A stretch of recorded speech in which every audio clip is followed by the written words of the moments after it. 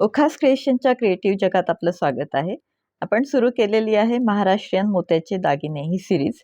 या सिरीजचा आजचा 5वा दिवस आहे. मागील 4 दिवसांपासून आपण कर्णफुले बघितली आणि बांगड्या बघितल्या. आज आपण मोत्यांच्या बांगड्यांचा आणखीन एक डिझाईन बघत आहोत. कालच्याच बांगडीप्रमाणे ह्या बांगडीमध्ये सुद्धा आपण काचेचा बेस यूज करत आहोत. काचेच्या बांगड्या आपण बेस म्हणून वापरणार आहोत आणि काचेच्या बांगड्यांवर आपण मोत्यांचं डिझाईन तयार करत आहोत. तर त्यासाठी आपण आधी 5 मणी घेतलेले आहेत आणि त्या 5 मोत्यांना आपण फुलासारखा आकार दिला आहे. त्या फुलामध्ये आपण एक क्रिस्टल बीड ऑरेंज कलरचा, केशरी कलरचा लावून घेतलेला आहे आणि अशी जी फुलं आहेत त्यांची लांबी आपण वाढवत आहोत. ही लांबी वाढवताना जेव्हा आपली सुई आपण 2 मण्यांमधून घालणार, 2 मोत्यांमधून घालणार, तेव्हा आपण त्या फुलासाठी 3च मोती घेणार. मात्र जेव्हा आपण एका मोत्यातून घालणार सुई, तेव्हा त्या सुईमध्ये आपण फूल वाढवताना आपण 4 मोती घेणार. तर असं 3-4 3-4 मोती घेत घेत आपण ही जी फुलांची लांबी आहे ती वाढवत आहोत. असेच वेगवेगळे मोत्यांच्या दागिन्यांचे प्रकार आपण या महाराष्ट्रीयन मोत्याचे दागिने ह्या सिरीजमध्ये बघणार आहोत. तर असे वेगवेगळे डिझाईन्स बघण्यासाठी ह्या चॅनलला सबस्क्राईब करा. कालचं डिझाईन आवडलं असेल तर व्हिडिओला लाईक करा आणि आजचं डिझाईन जर आवडत असेल, इझी मेथड दाखवतोय आपण, तर ह्या व्हिडिओला लाईक करा. काल आणि परवा मागच्या 4 दिवसात आपण जेही डिझाईन्स बघितले मोत्यांच्या दागिन्यांची, त्यांची लिंक मी शेवटी व्हिडिओच्या ह्या देत आहे, ते सुद्धा बघून घ्या. आणि ही जी आपली मोत्यांची लाईन आहे फुलांची, ती आपण आपल्याला हवी तेवढ्या लांबीची लांब करून घेणार आहोत. बांगडीनुसार आपण त्याचं माप घेणार आणि असं आपल्याला जेवढ्या लांबीची हवी आपल्याला ती चेन मोत्यांची, ती आपण करून घेणार आहोत. कमेंटमध्ये सांगा ह्या सिरीजमध्ये पुढच्या भागात आपल्याला कोणतं डिझाईन बघायला आवडेल ते. आता ही लांबी आपली आपल्या बांगडीच्या मापाची झालेली आहे तयार. आता ह्याला आपल्याला फक्त ती 2 टोकं जोडायची आहेत. तर ती 2 टोकं जोडण्यासाठी आता आपण ह्याला एक शेवटी फूल तयार करणार आणि ती 2 टोकं जोडून घेणार. आपल्याला ही 2 टोकं जोडायची आहेत अशी, तर त्यासाठी आपल्याला 2 फुलांची गरज लागणार आहे. त्यातलं शेवटच्या 2 फुलांपैकी पहिलं फूल आपण तयार करत आहोत. आपण सुईमध्ये 4 मोती घेतलेले आहेत. फूल तयार केलेलं आहे तिथे. त्या फुलाच्या मध्यभागी सुद्धा आपण एक केशरी रंगाचा मोती लावून घेणार डेकोरेटिव्ह करण्यासाठी.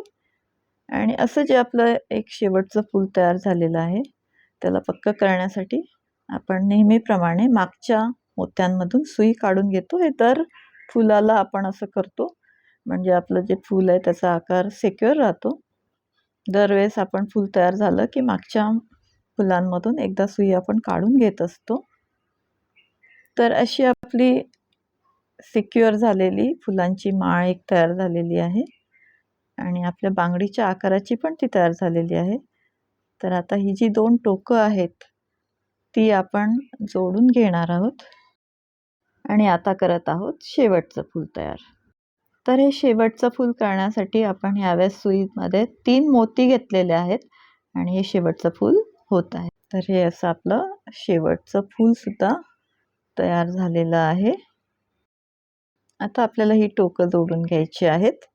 तर त्यासाठी आपण सुईमध्ये एक मणी घेतला आणि त्याला अपोजिट टोकांमधून, अपोजिट साईडच्या फुलाच्या 2 मण्यांमधून आपण ती सुई बाहेर काढली आणि हे असं मध्ये आपल्याला सेंटरला 2 टोकांच्या मध्ये आपल्याला एक फूल तयार झालेलं दिसेल. त्याला सुद्धा मध्ये आपण केशरी एक क्रिस्टल बीड लावून घेतला. 3 मिलीमीटर साईजचा क्रिस्टल बीड आहे. हे सगळे 3 मिलीमीटर साईजचेच मोती आहेत आपले आणि हे आपली तयार झालेली आहे एक्झॅक्ट बांगडीच्या मापाची एक मोत्यांची साखळी, त्याला आपण सुई सगळीकडे पुन्हा टाकून घेणार, म्हणजे आपला आकार सिक्युअर राहतो, मजबूती येते त्या चेनला, त्या साखळीला. तर या ठिकाणी आपण ह्या धाग्याला एक गाठ मारणार आणि तो धागा तोडून घेणार. तर अशी आपली झालेली आहे एक साखळी तयार. त्याला आपल्याला असं बांगडीच्या भोवती लावायचं आहे. तर त्यासाठी आपण 3 बांगड्या घेतलेल्या आहेत आणि त्या 3 बांगड्यांना आपण ग्लूच्या मदतीने चिटकवून घेत आहोत. अशा प्रकारे 3ही बांगड्या आपण चिटकवून घेतल्या. आता वरून आपल्याला ही मोत्यांची साखळी लावायची आहे, म्हणून त्या 3 चिटकलेल्या बांगड्यांच्या वरच्या भागाला सुद्धा आपण ग्लू लावून घेत आहोत. म्हणजे आपल्याला आपल्या बांगड्यांची जी साखळी आपण तयार केली बांगडीच्या आकाराची, ती त्याच्यावर चिटकवायची. तर अशी आपली एक सुंदर बांगडी तयार झालेली आहे. अतिशय सुंदर दिसत आहे. अशी सुद्धा आपण वापरू शकतो, पण आपल्याला याला अजून डेकोरेटिव्ह करायचं आहे. त्या बांगड्यांना आपल्याला त्या मोत्यांच्या साखळीमध्ये फिक्स करायचं आहे. म्हणून आपण काय करतोय, त्या साखळीच्या बाजूने एक एक मणी आपण लावून घेत आहोत. सुईमध्ये दोरा घेतला आपण आणि पूर्ण एका बाजूला 2-2 मण्यांच्या मध्ये एक एक मणी लावून घेतला.